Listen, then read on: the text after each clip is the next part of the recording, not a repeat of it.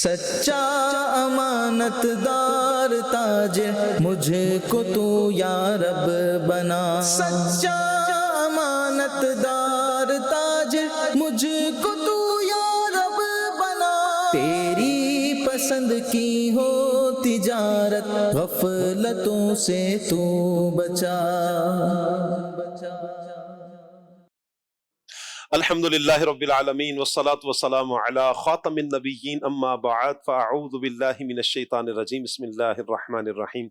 الصلاة والسلام علیک یا رسول اللہ، الصلاة والسلام علیک یا حبیب اللہ، الصلاة والسلام علیک یا نبی اللہ وعلی آلک واصحابک یا نور اللہ۔ مدنی چینل کے عظیم پروگرام احکام تجارت میں آپ کو خوش آمدید کہتے ہیں۔ الحمدللہ احکام تجارت پروگرام میں ہماری خوش قسمتی ہے کہ مفتی اہل سنت مفتی علی اصغر صاحب ہمارے ساتھ موجود ہیں۔ آپ کے سوالات ہوتے ہیں اور مفتی صاحب بڑے پیارے انداز میں بزنس کے حوالے سے ہمیں الحمدللہ جوابات عطا فرماتے ہیں۔ اس وقت ہمارے ساتھ کچھ مہمان بھی ہیں بزنس کمیونٹی سے تعلق رکھنے والے، اللہ پاک سب کو برکتیں عطا فرمائے۔ درود پاک کی فضیلت سنتے ہیں اور پھر انشاءاللہ ہم مہمانوں کی طرف بڑھیں گے، مہمانوں کے سوالات ہوں گے اور انشاءاللہ مفتی صاحب کے قرآن و سنت کی روشنی میں شرعی جو جوابات ہیں انشاءاللہ ہم وہ جوابات لیں گے۔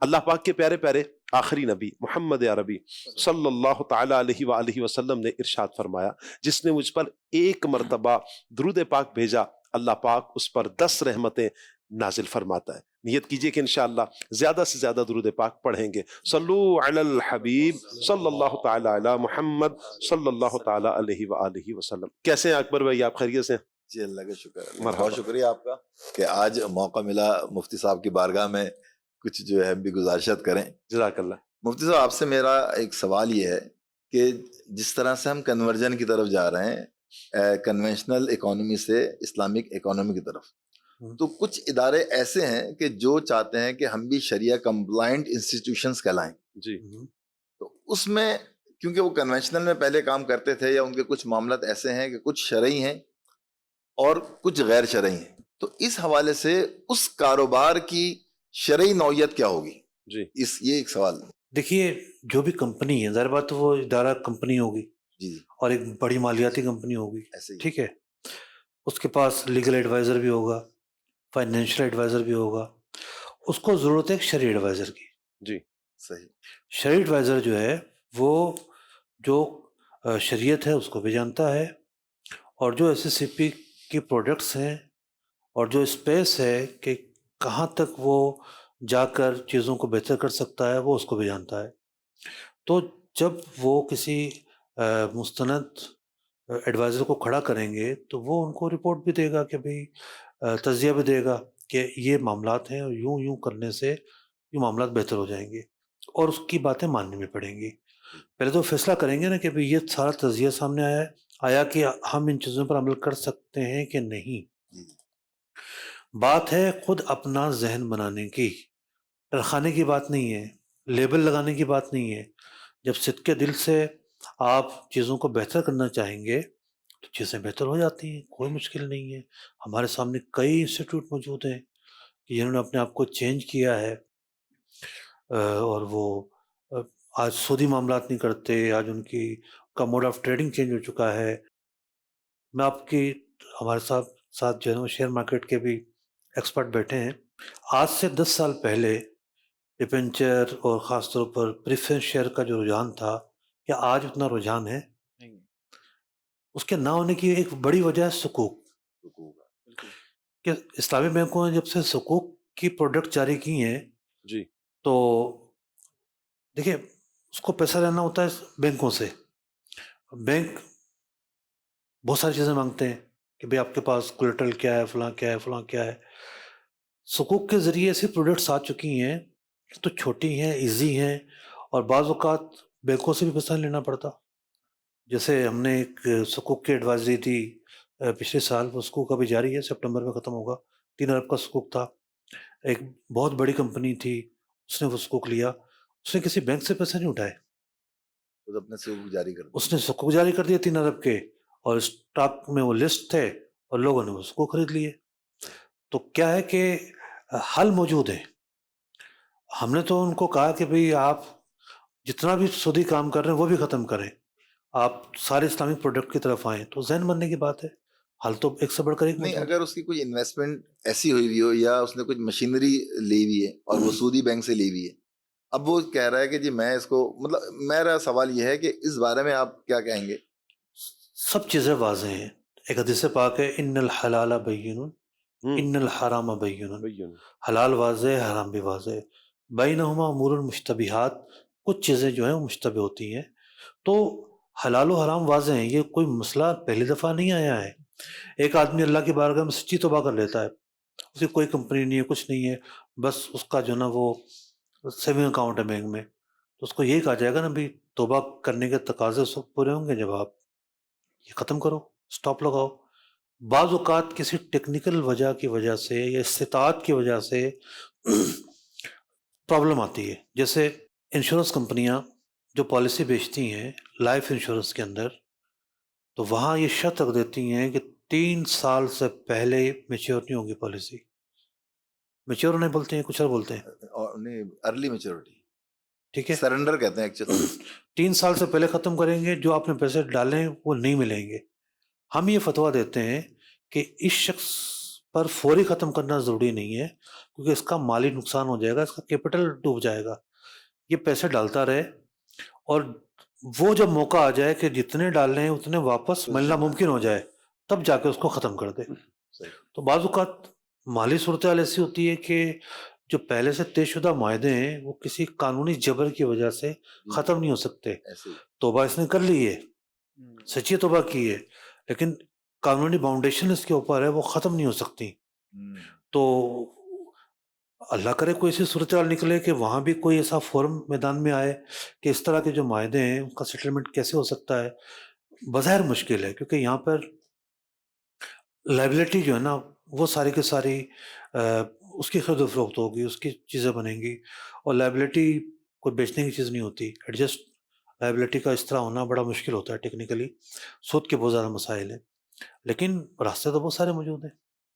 اچھا مصعب، آپ جس طرح ماشاء اللہ شرعی رہنمائی فرما بھی رہے ہیں، میں چاہوں گا یہاں پر بزنس کمیونٹی سے تعلق رکھنے والے افراد کے لیے آپ یہ بھی ارشاد فرما دیں، کیا آپ کوئی کورس وغیرہ کروا رہے ہیں، کچھ سیکھنے سکھانے کا کوئی اس طرح کا سلسلہ ہے تو ارشاد فرمائیں۔ دیکھیے ہمارے پاس 2 سے 3 پلیٹ فارم ہیں، ایک IEC اسلامک اکنامک سینٹر جو ایک بنیادی پلیٹ فارم ہے، تو اس کی ویب سائٹ پر آپ جائیں گے، ویب سائٹ پر جا کر کوئی بھی آدمی اپنا مسئلہ پوچھنے کے لیے اپوائنٹمنٹ بک کرے، فری آف کاسٹ ہماری سروس ہے، زبردست۔ وہ آدھا گھنٹہ میٹنگ کرتا ہے، گھنٹہ میٹنگ کرتا ہے، جب تشفی اس کی وہ میٹنگ ختم کر دے، رہ جائے تو دوبارہ کرنا چاہتا ہے دوبارہ کر لے۔ تو یہ روزانہ کی بنیاد پر 10 بجے سے لے کر 5 بجے تک کی سروس ہے ہماری، آپ اس کو یوز کر سکتے ہیں، ٹیلی فون سروس موجود ہے۔ اس کے علاوہ ہم مختلف کورسز کرواتے رہتے ہیں، اس میں اسلامک فائنانس کورس ہے، PGD ہے، ڈپلومہ ہے، اس کے علاوہ HEAC حلال اکانومی ایڈوائزری سینٹر کے نام سے پاکستان کی پہلی نان پروفیٹیبل شریعہ کنسلٹنسی کمپنی ہم نے قائم کی ہے، زبردست، اور اس کے تحت کئی چیزیں ہم نے کی ہیں ماضی میں، اس کی خدمات میں لی جا سکتی ہیں۔ ماشاء اللہ۔ فرحان بھائی کی طرف بڑھتے ہیں۔ جی فرحان بھائی۔ اچھا، میرا مفتی صاحب کی بارگاہ میں سوال ہے انویسٹمنٹ کے حوالے سے نا، جی کہ جیسے کوئی جاننے والے شو روم والے ہوتے ہیں تو وہاں پہ انویسٹمنٹ بولتے ہیں نا لگانے کا، اس میں دوسرے لوگ بھی ہوتے ہیں، ان کی خود کی بھی انویسٹمنٹ لگی ہوئی ہوتی ہے، تو بھائی ہم نے اتنے پیسے لگا دو، یعنی 50 لاکھ لگا دو، آپ کو ہر مہینہ ہم اتنے دیں گے۔ اچھا، یہ گاڑی خریدنے سے لے کے تیار ہونے تک یہ سارا ان کا مسئلہ ہوتا ہے، جو بھی مطلب تقریباً کسی کو 10 دن لگتے ہیں، کسی کو 1 ہفتہ لگتا ہے تیار کرانے میں، پھر یہ تیار کرا کے کھڑی کر دیتے ہیں۔ اس میں ہمارے پیسے بھی شامل ہوتے ہیں، دوسرے انویسٹر بھی ہوتے ہیں، ان کے خود کے بھی ہوتے ہیں، تو اس کا جو جیسے ہم نے طے کیا پروفٹ لینا جائز ہے؟ دیکھیں کانٹریکٹ کی بنیاد کیا ہے، یہ ایک بنیادی چیز ہے، اس کے اگر اپنے پیسے ہیں اور آپ کے بھی پیسے ہیں تو یہ شراکت ہے، اگر اس کی صرف محنت ہے، آپ کے پیسے ہیں تو مداربت ہے۔ جی تو جو بھی موڈ ہیں یعنی بزنس کے، اس کی شرائط کو پورا کرنا ہوگا، نمبر 1 بات۔ نمبر 2 بات یہ ہے کہ لمسم والی بات نہیں ہونی چاہیے، پروجیکٹ آپ کے سامنے پورا رکھے، یا تو وہ ایک اجازت لے لے کہ میں ایک یہ رولنگ کرتا رہوں گا، لیکن میں کروں گا ایک ایک گاڑی کر کے، ایسا نہیں ہوگا کہ آپ کے آدھے پیسے یہاں لگا دیے، آدھے وہاں لگا دیے، آدھے وہاں لگا دیے، زیادہ اماؤنٹ ہے تو اس کی بھی وہ سراحت لے، اجازت لے، تو اور پروجیکٹ وائز وہ حساب بھی دے گا کہ اتنے کی لی تھی، اتنا ایکسپینس آیا اور اتنے کی بکی اور یہ نفع ہوا اور یہ نفع اس تناسب کے مطابق تقسیم کیا گیا. تو واضح صورتحال جب ہو تو بالکل کیا جا سکتا ہے. کوئی اور آپریشنل کنفیوژن ہو تو اس کے حوالے سے شرعی رہنمائی لی جا سکتی ہے. ٹھیک ہے، جزاک اچھا اللہ. مفتی صاحب، یہ جو فیوچر ٹریڈنگ ہے، ایگریکلچر کموڈیٹیز ہو گئی، جیسے خاص طور سے یہ شوگر وغیرہ کے ڈی او وغیرہ یہ سیل ہوتے ہیں، تو اس میں رہنمائی فرمائے کہ یہ جو فیوچر ٹریڈنگ ہوتی ہے کیا ہے، اس میں کوئی کیا شرائط ہیں اس میں؟ دیکھیے، فیوچر ٹریڈنگ اسلام میں صرف ایک ہی جائز ہے، اس کا نام ہے بے سلم. اور آج جو ہے وہ یہ پروڈکٹ اسلامی بینکوں میں اویلیبل ہے. اور ایک بینک کے تو کوئی بہت بڑے فگر مجھے بتا رہا تھا کہ صرف ایک ضلع میں اس نے زراعت کے میدان میں اتنا جو ہے نا وہ کام کیا ہے. تو سلم یہ ہوتی ہے کہ مال ابھی حاضر نہیں ہے، آپ نے اس کا سودا کر لیا اور سارے پیسے دے دیے، جی. اور جب وہ ٹائم آئے گا، 1 مہینہ یا اس سے زیادہ کی ادھار ہوتی ہے، تب جا کے وہ مال دے گا. کچھ شرائط بھی ہوتی ہیں اس کی. مثال کے طور پہ ایک شرط یہ ہے کہ وہ مال جب سے سودا ہوا اس وقت سے لے کر سپردگی کی تاریخ ہے اس وقت تک مارکیٹ میں اویلیبل ہو. جیسے عام آج کل اویلیبل ہے لیکن جنوری میں اویلیبل نہیں ہوتا، تو اس وقت اس کا سلم نہیں ہو سکتا. سلم ایک آپشن ہے، اچھا آپشن ہے، لیکن ہر جگہ ممکن نہیں ہے. یہ جو فیوچر کے سودے ہو رہے ہوتے ہیں ان کے اندر تو نمبر بک رہے ہوتے ہیں. آپ دیکھ لیں کہ پاکستان میں بھی اسکرین موجود ہے، اسٹاک کی اسکرین ہے. دوسری جو اسکرین ہے، اب میں اس ادارے کا نام نہیں لے رہا، تو وہاں جتنی بھی چیزیں بورڈ پہ لگی ہوئی ہیں اس کے پیچھے تو کچھ بھی نہیں ہے، نمبروں کے علاوہ کچھ بھی نہیں ہے. نہ ان کے پاس آئل کے ذخائر ہیں، نہ اناج کے ذخائر ہیں، نہ سونا ہے، نہ چاندی ہے. سونے کی ایک آدھ فزیکل ان کے پاس ضرور ہے، اور لیکن وہ بھی کوئی بہت زیادہ تعداد میں نہیں ہے. صرف نمبر بیچے جا رہے ہیں، تو یہ تو سٹہ بازی ہے، تو تجارت نہیں ہے. ایگزسٹنس آف جو آپ کی ہے حاضر ہونا چاہیے مال، اور اگر وہ ہے تو پھر آپ فیوچر بیچ سکتے ہو. بیسک یہ ہے نا اس کا. بیسک یہ ہے. اس کے علاوہ بہت کچھ ہے. جیسے ہم نے ایک مرتبہ جس کی میں نے بات کی ابھی بورڈ والی کی، انہیں کو ہم نے کچھ پروپوزل دیے تھے کہ آپ یوں کر لیں گے تو آپ کی فزیکل کموڈیٹی ایکسچینج جو ہے وہ ممکن ہے، تو آپ حل ہو سکتی ہیں چیزیں. فزیکل ڈیلیوری وغیرہ تو آپ شروع کیا ہے، بالکل صحیح کہہ رہے ہیں، صحیح گولڈ کیجیے. اچھا مصعب، کیا آن لائن اور پری آرڈر، کیا ان میں بھی بے سلم ممکن ہے؟ بے سلم کی شرائط جب پائے جائیں گے تو بالکل ممکن ہے. پہلی شرط اس کی یہ ہے کہ فوری کیش کی ادائیگی کرنی ہے. تو آج کل بینکنگ سسٹم کے ذریعے فوری کیش کی ادائیگی تو ممکن ہو سکتی ہے. جی. مفتی صاحب، آج ہمارے ایک معاشرتی معاملات کے حوالے سے ایک سوال میرے ذہن میں آ رہا ہے، اور بہت زیادہ اس کے اندر پرابلمس ہو رہی ہیں. وہ یہ ہو رہی ہیں کہ عموماً ہم لوگ شراکت کرتے ہیں، جی. اور شراکت کسی نہ کسی اختلاف کی وجہ سے شراکت درمیان میں ختم ہو جاتی ہے. تو ایسی کون سی شرعی معاملات کو یا شرعی پہلوؤں کو سامنے رکھا جائے کہ جس کی وجہ سے شراکت کے اسٹارٹ ہی میں ایسی چیزیں طے ہوں کہ اس میں بدمزگی یا جو سو آپ نے فرمایا تھا کہ تنازع کی صورت نہ ہو؟ دیکھیے اکبر بھائی، ہم بعض اوقات نا ہمارے معاشرے کے لوگ شریعت کی تعلیمات کو ایک ایکسٹرا چیز سمجھتے ہیں اور ایک بوجھ بھی سمجھتے ہیں کچھ لوگ. جی. کہ مولانا لوگوں کے پاس جائیں گے تو پھنس جائیں گے، یعنی وہ کہیں گے یہ حرام ہے، یہ حرام ہے، اس سے بچو. حقیقت یہ ہے کہ شریعت کی تعلیمات ہی حق ہیں. اس سے ہٹ کے جو بھی راستہ ہے وہ کہیں نہ کہیں کسی نہ کسی خرابی کی طرف لے جاتا ہے. تو جب آپ شریعت کی تعلیمات پر عمل کریں گے، کوئی بھی شرکت کرنے سے پہلے جو اس فیلڈ کے ماہر علماء کرام ہیں ان سے رہنمائی لیں کہ یہ ہم کرنے جا رہے ہیں، کہ ہمارا نفع کا ریشو مقرر کرنے کا طریقہ ٹھیک ہے، ہم نے جو ذمہ داریاں آپس میں تقسیم کی ہیں کیا وہ ٹھیک ہیں، ہم نے جس طریقے سے آپریشن کام کرنا چاہ رہے ہیں کیا وہ ٹھیک ہے. تو 4-5 جو بنیادی زاویے ہیں، اور سب سے اہم چیز جب ہم نکلیں گے تو کیا راستہ ہوگا ہمارے لیے نکلنے کے لیے، کہ کچھ چیزیں آخر میں جا کے تناؤ کی شکل اختیار کر لیتی ہیں.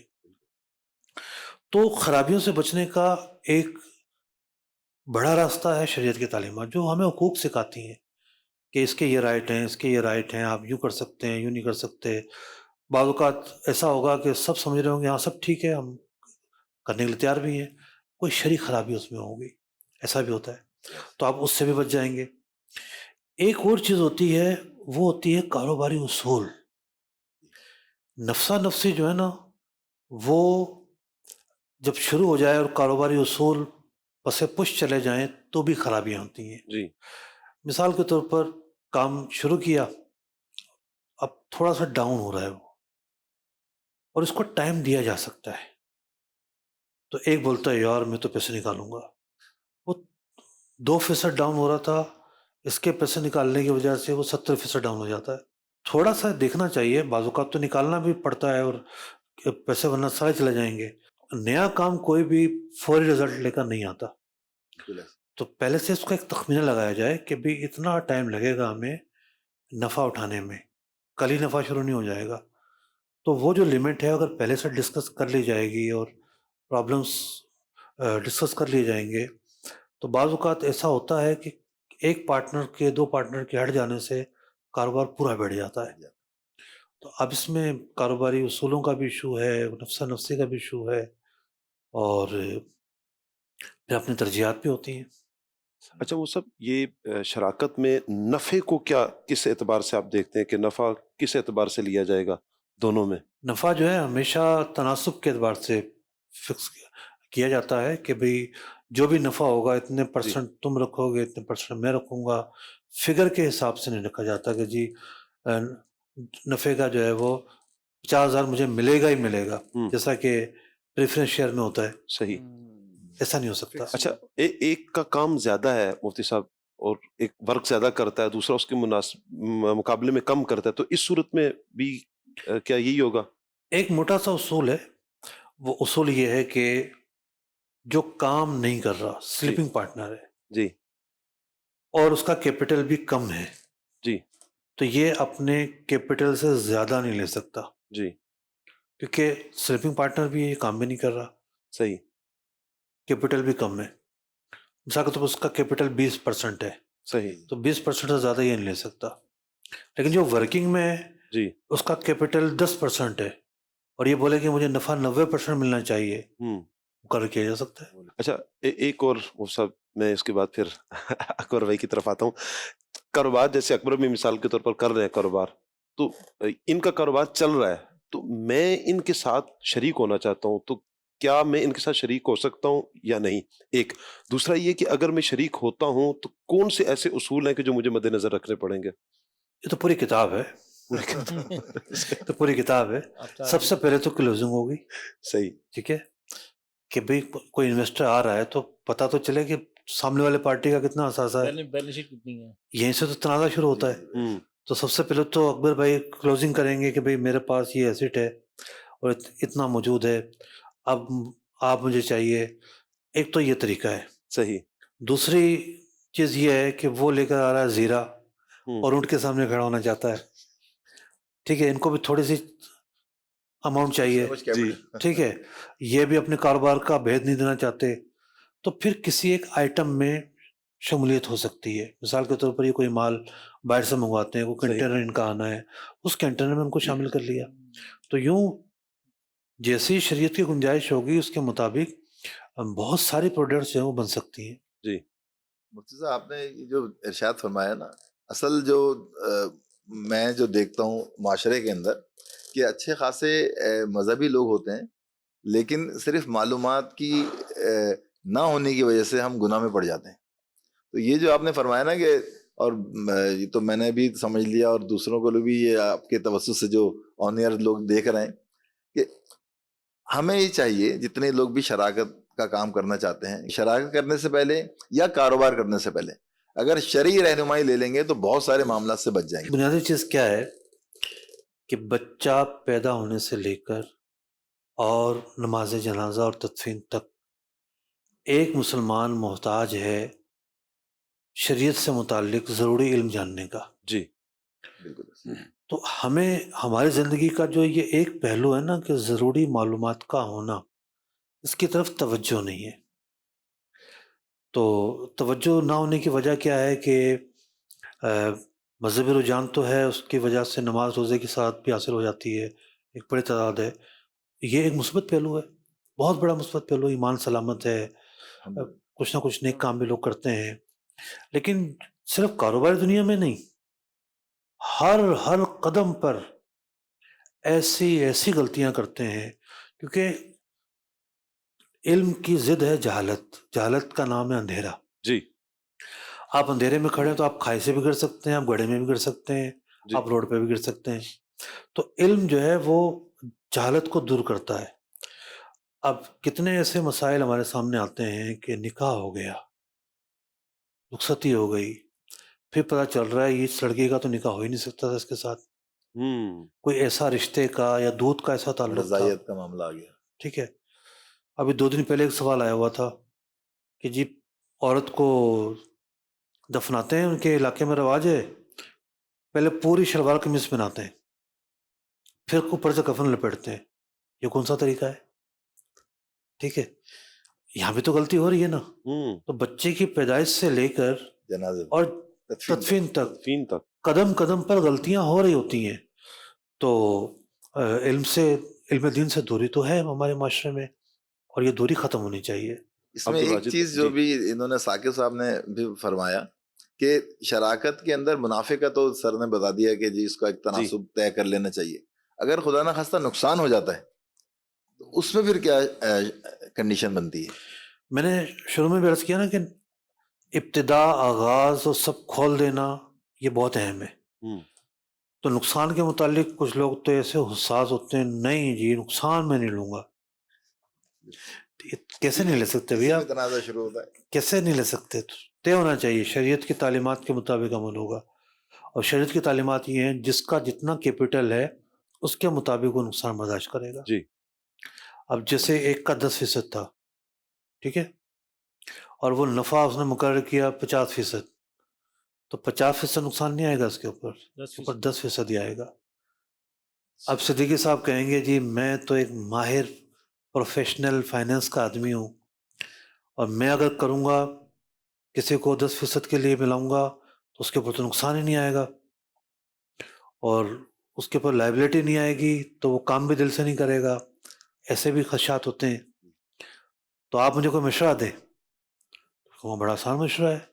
آپ اس کو قرضہ دے دیں، اس کا کیپٹل 40% اور بڑھا دیں، 50% پہ کھڑا کر دیں. ٹھیک ہے، تو اس کی لائبلٹی بڑھ جائے گی. پھر آپ شریک ہوئے نا اس کے ساتھ.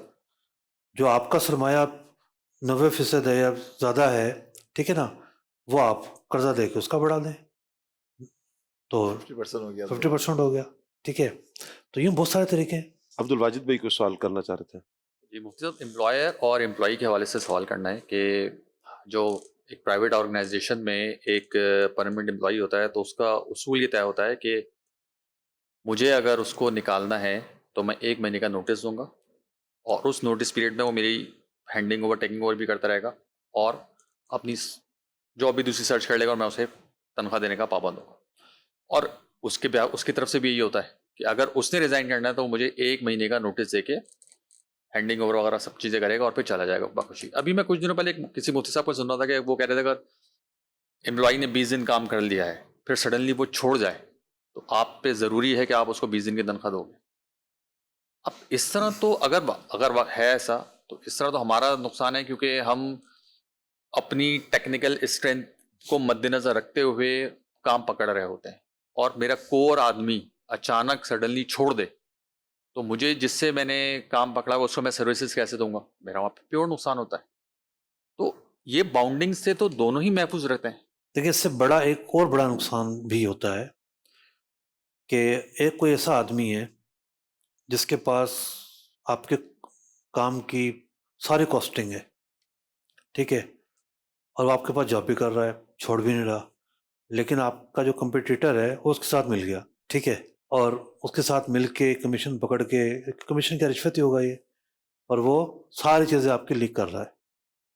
یہ احتمال موجود ہے نا. تو بعض اوقات انسان سوچتا ہے نا کہ مجھے یہ لاس بھی ہو سکتا ہے، یہ خرابی بھی ہو سکتی ہے، یہ خرابی بھی ہو سکتی ہے. اگر کی بنیاد پر بنیاد رکھ رہا ہوتا ہے وہ، تو اگر کو بندہ کیوں سوچے؟ ایک حدیث پاک ہے کہ بعض اوقات بندہ جیسا سوچتا ہے ویسا ہی ہو جاتا ہے، مفہوم ہے اس کا، اگر پر بنیاد نہیں رکھنی چاہیے۔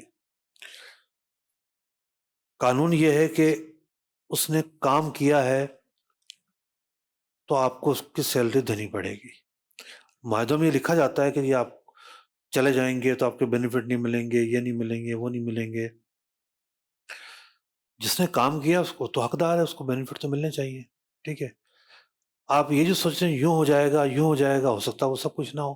آپ کا نقصان ہوا مثال کے طور پر 20 لاکھ کا، اور اس کی سیلری تھی 1 لاکھ روپے، کیا 1 لاکھ روک لینے سے 20 لاکھ کا نقصان رک جائے گا؟ بعض کا سامنے والوں کو آفر ہی ایسی مل رہی ہوتی ہے، وہ کہتا ہے 1 لاکھ جانے دو، یہ آفر نہیں چھوڑوں گا میں، کیونکہ زیادہ تر لوگ جو جمپنگ کرتے ہیں پیکیج بڑھانے کے لیے کرتے ہیں، تو اس کو پیکیج ایسا مل رہا ہوتا ہے تو وہ کہتا ہے یہ تو میرے 6 مہینے کے برابر ہے، 1 مہینہ، یعنی میں 1 مہینے میں نکال لوں گا یہاں کی 6 مہینے کی سیلری۔ تو بات وہیں آ جاتی ہے کہ جو ناجائز ہے وہ ناجائز ہے، چھوٹا نقصان پیش نظر نہ رکھیں، بڑا نقصان پیش نظر رکھیں، وہ ہے حقوق العبد کا نقصان، کہ اللہ اور اس کے رسول کے نزدیک ایک چیز حق دبانا ہے اور ہم اس کے مرتکب ہوں گے تو وہ بڑا نقصان ہے۔ تو سر یہ تو جو ہے یہ تو یک طرفہ حق ہوا نا، کہ اگر وہ چلا جائے اچانک چھوڑ کے تو میں پابند ہوں اس کو دینے کی، لیکن اگر میں اچانک اس کو نکالتا ہوں تو وہ گورنمنٹ کے پاس چلے جائے گا۔ دیکھیں آپ اتنا لکھیں، میں عرض کر رہا ہوں آپ اتنا لکھیں کہ آپ 1 مہینے سے پہلے، یعنی چھوڑنے سے پہلے 1 مہینہ پہلے اطلاع دینے کے پابند ہوں گے، ٹھیک ہے، ورنہ آپ کے خلاف قانونی کارروائی ہو سکتی ہے۔ صحیح ہے۔ قانونی کارروائی کرنے کا تو آپ بھی حق رکھتے ہیں، آپ بھی کسی فون پہ جا کے بول دیں اس کے اچانک چھوڑ جانے کی وجہ سے مجھے نقصان ہوا ہے، عہد شکنی تو کھلائے گی نا، اس کی عہد شکنی بھی کھلائے گی، اور بھی بہت ساری چیزیں ہوں گی۔ معاملہ یہ ہے کہ جو مالی جرمانہ ہے نا، کسی پنشمنٹ میں، سزا میں وہ نہیں لگا سکتے، تو اس کیس کے اندر اس کی سیلری روک کر جو اس نے کام کیا ہے تو مالی جرمانہ لگایا جا رہا ہوتا ہے۔ سب گستاخی معاف، لیکن یہ پریکٹیکلی بات کہاں ہے؟ میں قانونی کارروائی کروں، آپ کو بھی پتا ہے قانون کے پاس کوئی نہیں جاتا، میں بھی نہیں جاؤں گا ایس کے پاس۔ اگر لیٹس سپوز میں بھی اس کو نکالتا ہوں اور وہ چلا جاتا ہے تو میں بھی فوراً بولوں میرے پاس اتنا ٹائم نہیں ہے اپنا بزنس خراب کروں، 1 مہینے کا تم 3 مہینے کی پکڑو، میری جان چھوڑو اس چیز سے، اور میں اس پہ کیا قانونی کارروائی کروں گا؟ کہ میں تو بولوں گا میں آپ کو ابھی ایک مثال دیتا ہوں۔ ابھی جو حالات ہوئے 6 مہینے سے جو حالات ہیں، تو ایک پاکستان سے باہر ایک ملک سے ایک مسئلہ میرے پاس آیا،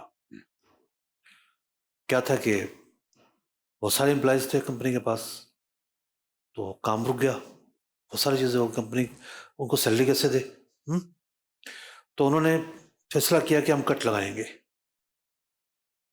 25% یا اس سے کم و بیش، ہم اب سیلری کم دیں گے۔ تو سیٹ نے جو وہ مشورہ کیا کہ کیا جائز ہے میرے لیے؟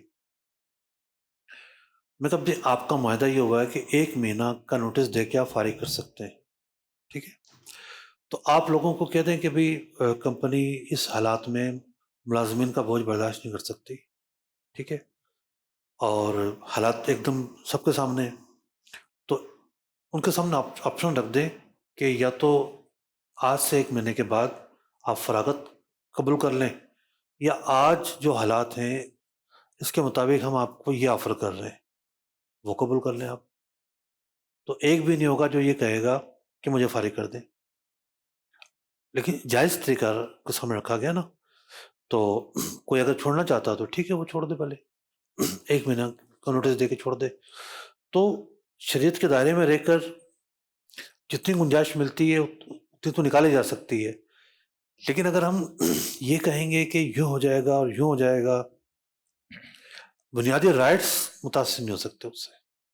مفتی صاحب ابھی جو میں دوسرے مفتی صاحب کو بھی سن رہا تھا، یار فلانے جگہ میں ہو گیا، بالکل عجیب و غریب سا معاملہ ہوتا ہے، لیکن کہتا ہے اچھا یہ کیونکہ قانون ہے اس ملک کا تو پھر آپ عمل کرنے کے پابند ہیں۔ اس کے اور بہت سارے حل ہیں نا، آپ کو پیسے روک رہے ہیں نا اس کے، آپ یہ کہہ رہے ہیں کہ 1 مہینے کی سیلری اس کے رک جائے گی تو مسئلوں کا حل نکل آئے گا، نہیں میں یہ نہیں کہہ رہا کہ مسئلہ نہیں، حل نکل جائے گا، سوال تو یہیں سے شروع ہوا ہے نا، بہت آرام سے اپنے بات، مسئلے کا حل آرام سے اچھا چلیں اظہار آپ کریں اپنا معافی ضمیر. دیکھیں 1 مہینے کی سیلری رکنے سے مسئلہ حل ہو جائے گا تو وہ ہم کسی اور طریقے سے سوچ لیتے ہیں. ٹھیک ہے، تو آپ معاہدے میں شامل کر دیں کہ بھئی آپ یہ وعدہ کریں اگر آپ 1 مہینے پہلے جائیں گے اطلاع دیے بغیر 1 مہینہ پہلے، تو آپ 1 مہینے کی جو سیلری ہے وہ چیریٹی کریں گے. ٹھیک ہے، اور ہمیں اس کا وکیل بنا دیں. اگر ایسا ہوتا ہے تو ہم آپ کے بیاہ پہ چیریٹی کر دیں گے. بہت سارے حل ممکن ہیں. ہوں مفتی صاحب کمپنیز میں یہ بھی تو ایگریمنٹ ہوتا ہے نا امپلائز کے ساتھ کہ ایک تو 2 اسٹیجز ہوتے ہیں. ایک ہوتا ہے انیشلی پروبیشنری پیریڈ بھی ہوتا ہے. پروبیشنری پیریڈ میں تو دونوں امپلائر اور امپلائی دونوں کے پاس یہ رائٹ ہوتا ہے نا کہ وہ 1 ڈے کی نوٹس سے بھی چھوڑ سکتے ہیں. اگر امپلائی بھی کہے کہ بھائی وہ میں ڈیلی ویجز کی طرح ہوتا ہے معاملہ. ہاں وہ ٹل دا پروبیشنری پیریڈ جو کہ عام طور پہ 3 منتھس کا یا 6 منتھ کا ہوتا ہے. جی جی اس میں یہ ہوتا ہے کہ دونوں طرف سے ہوتا ہے کہ اگر امپلائی کی سن میں نہیں آ رہی کمپنی، وہ کہتا ہے میں 1 دن کے نوٹس پہ چھوڑ رہا ہوں چونکہ میں پروبیشنری پیریڈ پر آپ نے مجھے پرماننٹ نہیں کیا. کیونکہ جب پرماننٹ ہوتا ہے تو اس وقت یہ آبویسلی ایک ایگریمنٹ ہو جاتا ہے کہ جی اب آپ کو 1 مہینے کا نوٹس دینا ہے. اور ود ان پروبیشنری پیریڈ جو ہوتا ہے امپلائر اور امپلائی دونوں اوپن ہوتے ہیں، آپ 1 ڈے کے نوٹس پہ چھوڑ دیتے ہیں. اور پھر اس وقت امپلائی کا رائٹ ہوتا ہے کہ اس کو پوری سیلری ملے گی چونکہ اس کو آپ نے ایک ایگریمنٹ کیا ہوا ہے آبویسلی طور پہ. اور جب پرماننٹ ہو جاتے ہیں تو اس وقت یہ ہوتا ہے کہ جی اگر آپ امپلائی چھوڑے گا تو وہ 1 مہینے کا نوٹس دے گا. اور اگر امپلائر بھی اگر ریزگنیشن اس سے لے گا تو کہے گا ٹھیک ہے اب آپ کو ہم نوٹس دے رہے ہیں، آپ 1 مہینے کے بعد چھوڑیں. اچھا اس میں ایک اور چیز بھی ہوتی ہے کہ اگر ایک امپلائی پرماننٹ ہو گیا اور اس امپلائی کی پرفارمنس اتنی اچھی نہیں ہے اور امپلائر کہہ رہا ہے بھائی مجھے اس کو فوراً نکالنا ہے کیونکہ اگر میں نے اس کو 1 مہینے رکھا تو میری کمپنی کو اور نقصان ہوگا. تو پھر وہاں میرے خیال سے یہ ہوتا ہے کہ اگر امپلائر اپنے امپلائی کو 1 ڈے کی نوٹس پہ نکال رہا ہے اور وہ امپلائی پرماننٹ ہو چکا ہے تو پھر امپلائر جو اس کو 1 مہینے کی سیلری ایڈوانس میں دیتا ہے کیونکہ اصولی طور پہ تو اس کو وہ باؤنڈ تھا کہ اس کو 1 مہینے کا نوٹس دے. اب چونکہ اس کو ود ان 1 ڈے نکالنا ہے، امیجیٹلی نکالنا ہے، تو امپلائر جو ہے اس کو 1 مہینے کا سیلری دینے کا پابند ہوتا ہے کہ جی اب آپ کو ہم 1 مہینے کی سیلری ایڈوانس میں دے رہے ہیں چونکہ ہم اپنے آپ کو 1 دن کے نوٹس پہ نکال رہے ہیں.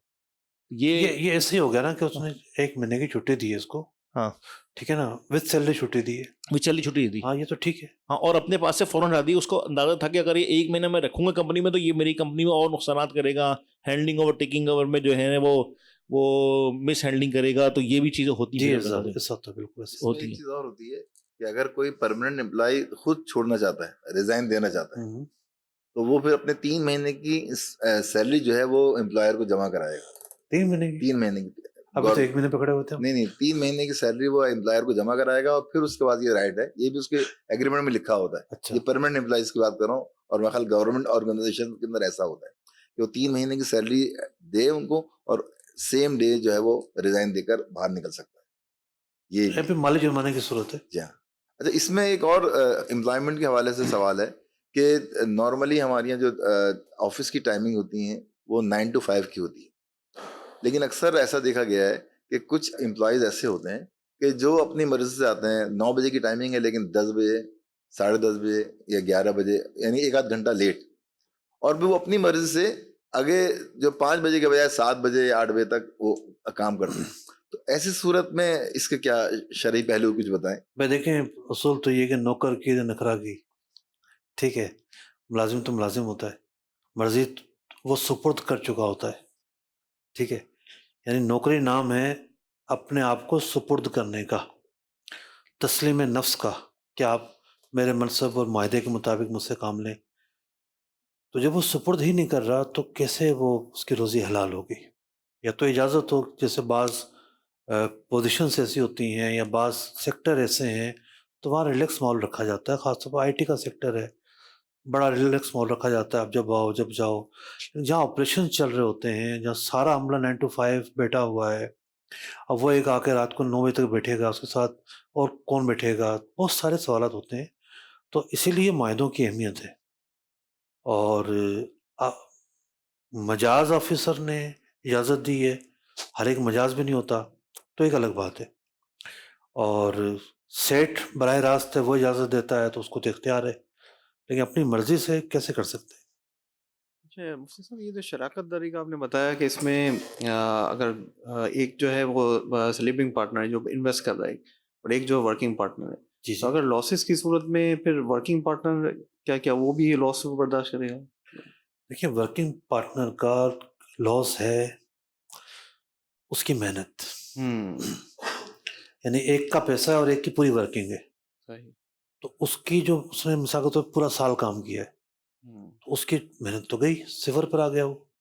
تو وہاں بھی ایک بیلنس رکھا گیا ہے کہ وہاں ورکنگ پارٹنر پر کوئی لاس نہیں ہے. 2-3 اعتبار سے اس پر لاس ہے، جیسے اس کی ورکنگ ضائع ہو گئی. دوسرا یہ ہے کہ اس کام کو جاری رکھا جائے. ظاہر بات ہے لاس 2 طرح کے ہوتے ہیں. ایک ہوتا ہے نفع نہیں ہوا لیکن کیپٹل کھڑا ہوا ہے، بالکل تو یہ لاس ہے، اس میں کوئی شک نہیں ہے. اپرچونٹی لاس. لیکن اس پہ سامنے والوں کو یہ نہیں کہا جائے گا کہ ابھی آپ کام ختم نہ کرو. لیکن اگر کیپٹل نیچے چلا گیا ہے تو اس کو یہ کہا جائے گا کہ ابھی کام جاری رکھو تاکہ نفع مزید حاصل ہو اور کیپٹل پورا ہو جائے. کافی ذمہ داری ایسی ہوں گی جس کو وہ فیس کرے گا، لیکن مالی نقصان اس پر براہ راست نہیں آئے گا. اچھا دوسرا یہ جو گورنمنٹ نے ابھی اسکیم نکالی ہے میرا گھر میرا اسکیم جو ہے نا، جی جی تو اس میں جو ہے یہ اسلامک بھی اور کنونشنل بھی دونوں ہی وہ کر رہے ہیں. اور تو اس میں جو ایئرلی جو ہے 5% کچھ اس طرح سے کر رہے ہیں. اس میں شرعی کیا اس میں وہ بنتا ہے؟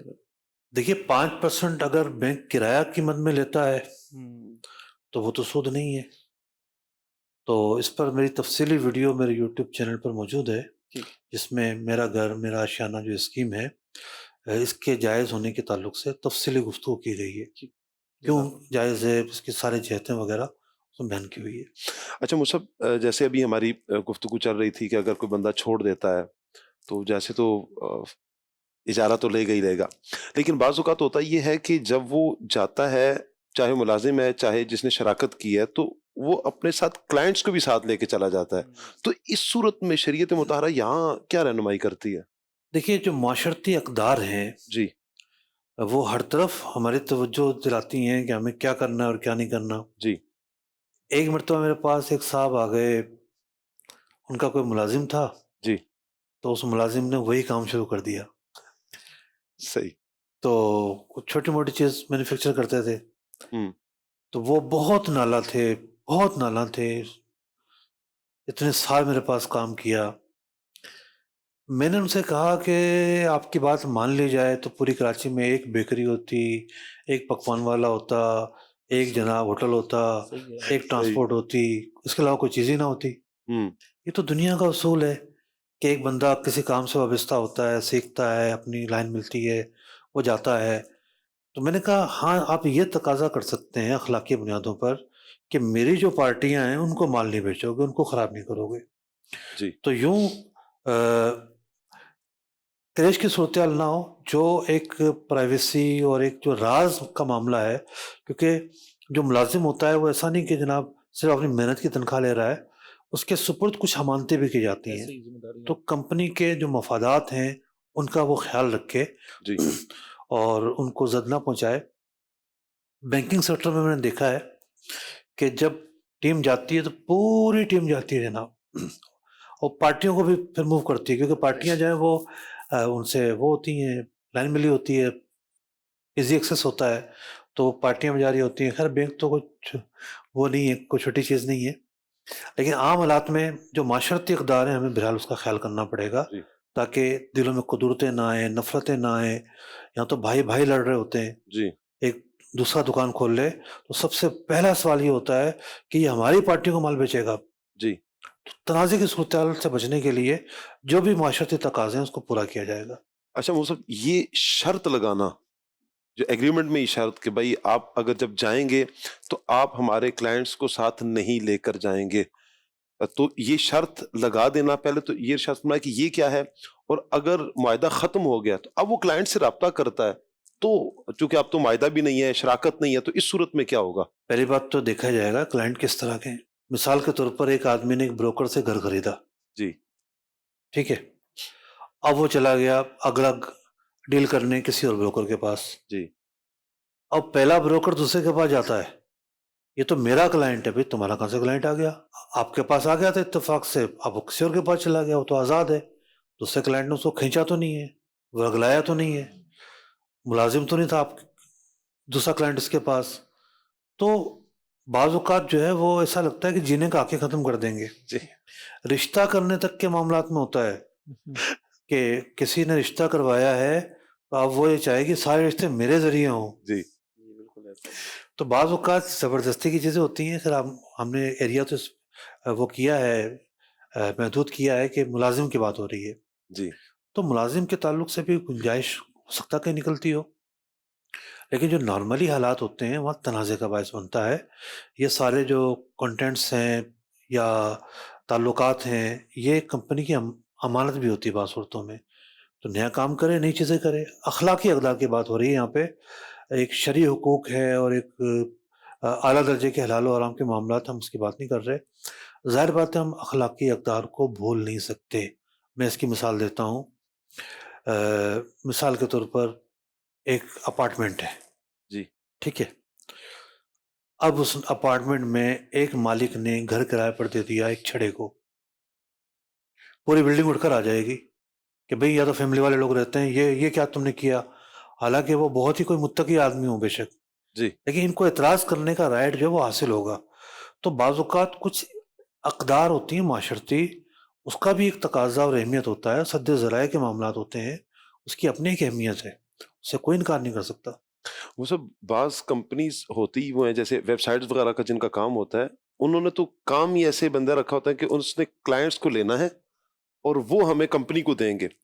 وہ بندہ جب چھوڑ کر جاتا ہے تو بسا اوقات کروڑوں کا نقصان اس اعتبار سے بھی ہو رہا ہوتا ہے کہ یہ جائے گا تو ساتھ کلائنٹس کو بھی ساتھ لیتا چلا جائے گا، چونکہ اس کے بہاف پر آئے ہوئے ہوتے ہیں. تو یہ اب شرط لگائیں گے کہ بھائی اب آپ جب جائیں گے تو ہمارے کلائنٹس کو آپ نے کچھ بھی نہیں کرنا.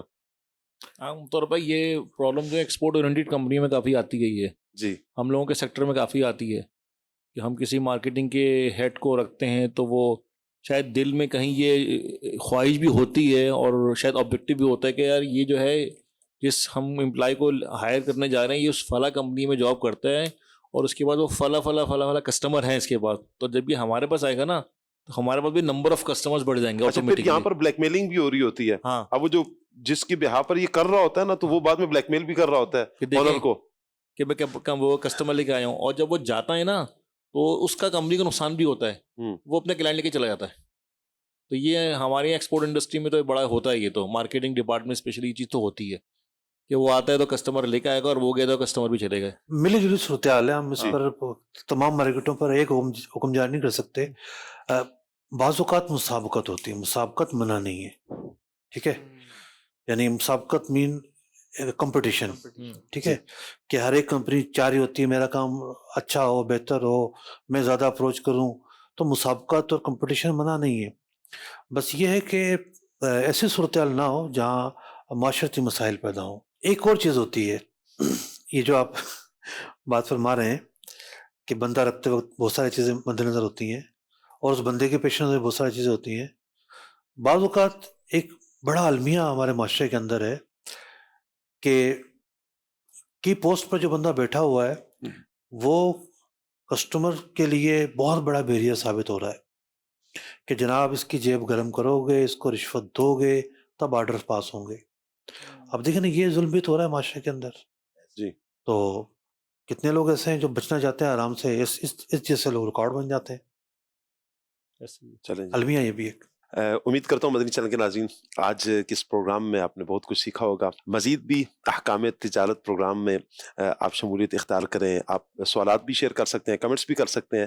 اللہ پاک سب دیکھنے والوں کو، سننے والوں کو برکتیں عطا فرمائے. تمام مہمانوں کا بہت بہت شکریہ، مفتی صاحب کا بالخصوص بہت بہت شکریہ ادا کرتے ہیں. اللہ پاک ہم سب کو دونوں جہانوں کی بھلائیاں عطا فرمائے. آمین بجاہ خاتم النبیین صلی اللہ علیہ وآلہ وسلم. صلو علی الحبیب صلی اللہ تعالی علی محمد صلی اللہ تعالی علیہ وآلہ وسلم. سچا امانت دار تاجر مجھے کو تو یا رب بنا. سچا امانت دار تاجر مجھے کو تو یا رب بنا.